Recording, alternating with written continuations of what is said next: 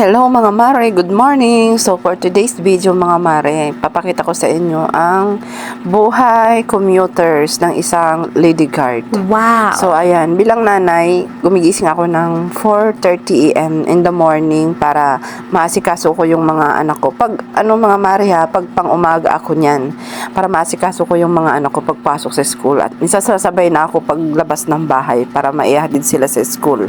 Mapakain ng almusal bago ihatid sa school. So ayan mga mare, ginising natin si GM, tapos umuulan nung ano na yan mare, umuulan sa madaling araw, nakarang araw yan. Tapos duman muna ako sa grocery mga mare kasi wala na akong kape. Alam mo naman, coffee is life, kaya bumili ako ng kape muna sa grocery. So ayan, umuulan. Mahirap tumawid dyan mare sa ano namin kasi nakakatakot kasi parang pag di ka nag-ingat, maaari kang ma-hit and run or masagasaan dyan, lalo't madilim-dilim pa ng oras na yan.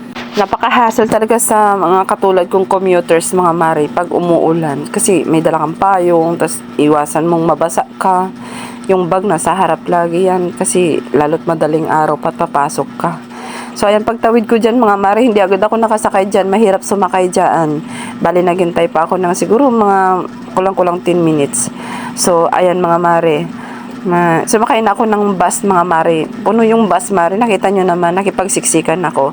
So yan yung isang para hindi kayo malit sa trabaho mga mare. Huwag na kayo mamili ng sasakyan nyo. Hindi kayo makakasakay ng maluwag na jeep o maluwag na bus. Kailangan talaga ninyo makisiksik. So ayan mga mare, tignan mo, nasa pinto na ako. So buti na lang mare, may salamat talaga sa bakal na yan. May kapitan ako para hindi ako matumba. So ayan mare, nasa pinto yan, hanga din ako dyan kay ate sa harap ko kasi hindi rin siya natatakot sa sa bungad ng pinto ng bus. So pag may baba dyan mare, gigilid kami niyan, sisiksik ako sa katabi ko para lang may mabigyan ng way yung bababa.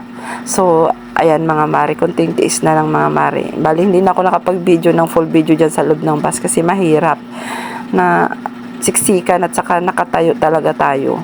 Saka basa pa yung ibang mga dyan pasahero kasi nga umuulan.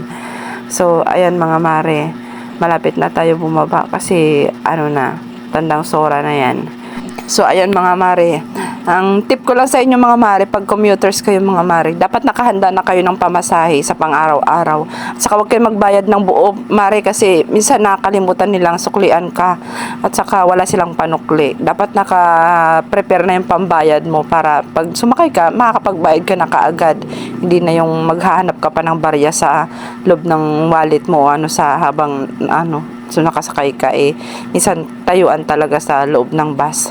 Yan mare, so ang hirap talaga ng buhay commuters mga mare. So ang hirap talaga kumita ng pera mga mare. Bakit kasi pinanganak pa tayong mahirap mga mare? Tipong umuulan, kailangan mong bumangon. Kahit masama ang pakiramdam mo, kailangan mong bumangon para magtrabaho mga mare. Diyos ko, tinatamad sana ako pumasok dyan mare kasi nga masama yung pakiramdam ko. Naalala ko, mahirap lang pala ako mare. Kaya ayan, bangon pa rin, laban pa rin sa buhay, papasok pa rin tayo. Siyempre, para sa pamilya, kailangan natin magsumikap.